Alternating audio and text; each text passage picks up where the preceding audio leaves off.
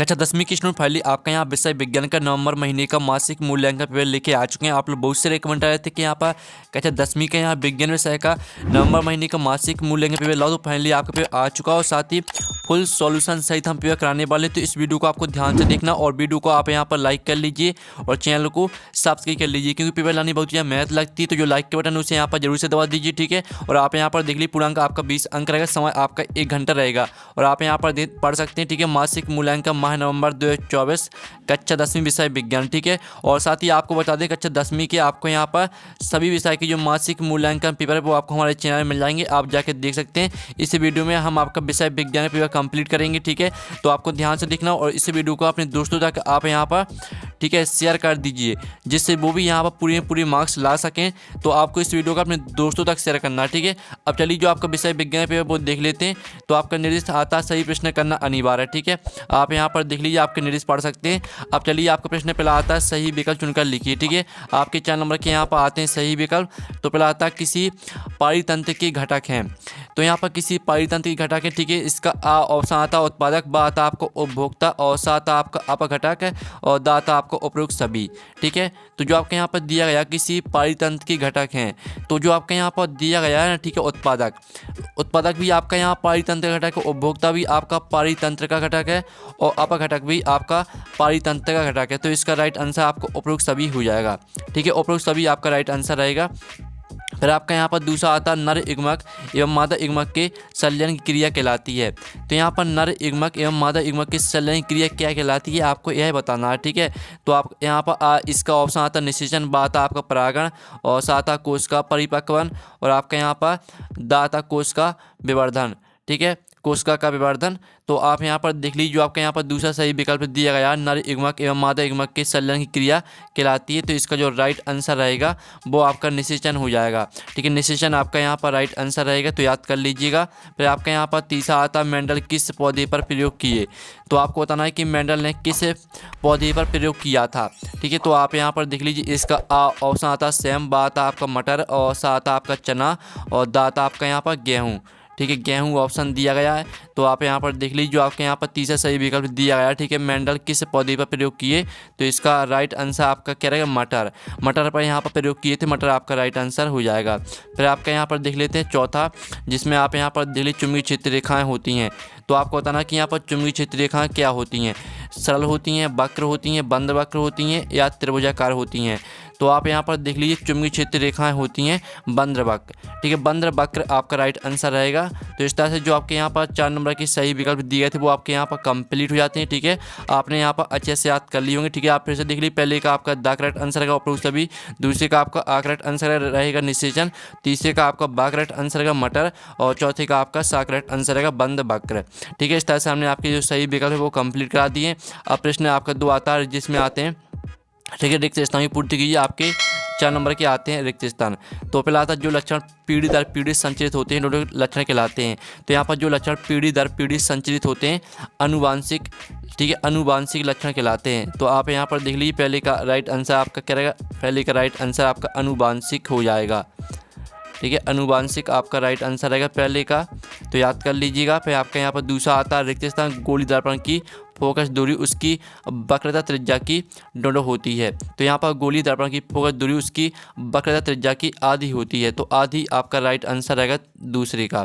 फिर आपका यहाँ पर तीसरा आता है जिसमें आप यहाँ पर दिल्ली साइटोकाइनिन एक पादप डॉट है। तो यहाँ पर साइटोकाइनिन एक पादप हार्मोन है, ठीक है। हार्मोन आपका यहाँ पर राइट आंसर रहेगा तीसरे का, तो याद कर लीजिएगा, ठीक है, अच्छे से। फिर आपका यहाँ पर चौथा आता है मानव शरीर में ऑक्सीजन परिवहन के लिए दोनों उत्तरदायी होता है। तो मानव शरीर में ऑक्सीजन परिवहन के लिए हीमोग्लोबिन उत्तरदायी होता है, ठीक है। आपका चौथे रिक्त स्थान का आंसर रहेगा आपका हीमोग्लोबिन, ठीक है। तो आपको यहाँ पर अच्छे से याद कर लेना हीमोग्लोबिन, ठीक है। ये आपका यहाँ पर चौथे का आंसर हो जाएगा। तो इस तरह से जो आपके यहाँ पर 4 नंबर के रिक्त स्थान वो कंप्लीट हो जाते हैं। अब प्रश्न आपका 3 आता है सही जोड़ी का मिलान कर लिखिए, जो कि 4 नंबर की रहेंगी। स्तंभ आ में दी गई सही जोड़ी पहली आती है आपकी अपघटक, तो इसको आपको मैच कर देना सूक्ष्मजीवी से। फिर जो आपकी दूसरी आती है ओजोन परत, तो ओजोन परत को आपको पराबैंगनी किरणें से मैच कर देना है। जो तीसरी आती है आहार श्रृंखला, तो आहार श्रृंखला को आपको पोषक स्तर से मैच करना है। और जो चौथा आता है लैंगिक क्षमता, तो लैंगिक क्षमता को आपको डायप्टर से मैच कर देना है। ठीक है, इस तरह से जो आपकी सही जोड़ी वो कंप्लीट हो जाती है। आपने यहाँ पर अच्छे से याद कर ली होंगी। ठीक है, तो यहाँ वीडियो को यहाँ पर लाइक जरूर कर लीजिए और इस वीडियो को अपने दोस्तों तक शेयर कर दीजिए। अब चलिए आपका प्रश्न यहाँ पर 4 आता है। ठीक है, ग्लोबल वार्मिंग की कोई दुकान लिखिए। इसका अथवा आता है साबुन तथा अपमार्जक में कोई दो अंतर लिखिए। ठीक है, जो इनके आंसर वो भी हम बताने वाले हैं। पहले आप प्रश्न यहाँ पर देख लीजिए। प्रकाश संश्लेषण क्या, समीकरण सही लिखिए और प्रकाश के अपवर्तन से आप क्या समझते हैं। ठीक है, सभी के आंसर हम कराने वाले हैं, आप ध्यान से देखते जाइए। तंत्रिका कोशिका का नामांकित चित्र बनाइए और मानव उत्सर्जन स्वच्छ तंत्र का स्वच्छ नामांकित चित्र बनाइए। फिर आपका 7वां आता अम्लीय वर्षा क्या है, इसका जीवधारियों पर क्या प्रभाव पड़ता है और तारे टिमटिमाते हैं परंतु ग्रह नहीं, व्याख्या कीजिए। तो जो आपका प्रश्न यहाँ पर 4 दिया गया और प्रश्न 4 का अथवा, प्रश्न 5 प्रश्न 5 में का अथवा, प्रश्न 6 और प्रश्न 6 में का अथवा, प्रश्न 7 और प्रश्न 7 में का अथवा। ठीक है, जो इनके आंसर वो हम यहाँ पर देख लेते हैं। तो स्टूडेंट आप यहाँ पर देख लीजिए, ये आपका प्रश्न 4 का आंसर, जिसमें आपको ग्लोबल वार्मिंग के 2 कारण लिखने थे। तो आप यहाँ पर देख लीजिए, वृक्षों की अत्यधिक कटाई से वातावरण में CO2 गैस की वृद्धि और जीवाश्म ईंधनों के दहन से उत्पन्न CO2 एवं CO गैसों की मात्रा में वृद्धि। ठीक है, आपके यहाँ पर 3 कारण दिए हैं, तो यहाँ से आपको 2 कारण याद कर लेना है। अब चलिए आपको 4 का अथवा का आंसर देख लेते हैं, जिसमें आपको साबुन तथा अपमार्जक में 2 अंतर लिखना था। तो आप यहाँ पर देख लीजिए, ए प्राह वसा अम्लों की सोडियम या पोटेशियम लवण होते हैं और ए प्राह एल्किन बेंजीन सल्फोनिक अम्ल की सोडियम लवण होते हैं। ठीक है, ए कठोर जल में कपड़े साफ नहीं करते, ए मृदु जल के अतिरिक्त कठोर जल में भी कपड़ों को साफ करते हैं।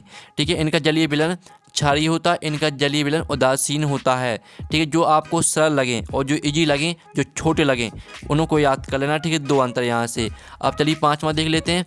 तो 5वां आप यहाँ पर देख सकते हैं। ठीक है, पेड़ पौधों द्वारा कार्बन डाइऑक्साइड जल एवं पर्णहरित के माध्यम से सूर्य के प्रकाश की उपस्थिति में ग्लूकोज का संश्लेषण करना प्रकाश संश्लेषण कहलाता है। ठीक है, जो आपका प्रश्न 5वां दिया गया था, प्रकाश संश्लेषण क्या है, उसका आपको समीकरण भी लिखना था।